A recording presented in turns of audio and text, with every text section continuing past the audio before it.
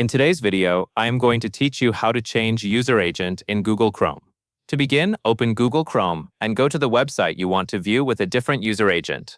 Once the page is open, right-click anywhere on the website and select Inspect. This will open Chrome DevTools, which is where you can access the settings needed for this change. If you prefer keyboard shortcuts, there are a couple of quick options. On Windows, press F12 or Ctrl plus Shift plus I. After DevTools is open, look to the top right corner of that panel and click the 3 vertical dots icon. This opens a menu with more options. Move your cursor over More Tools, then click Network Conditions. A lower panel will appear inside DevTools. Now find the User Agent section in that lower panel. By default, Chrome uses its normal browser identity, so the box labeled Use Browser Default will be checked. To change the user agent, uncheck that box. Once that box is unchecked, click the drop-down menu in the User Agent section. You will see several built-in options that you can choose from. These may include profiles for browsers like Firefox or device-based options, such as Safari on iPhone.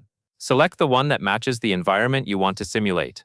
As soon as you choose it, the page can be refreshed to load using that selected user agent. That covers everything you need to know.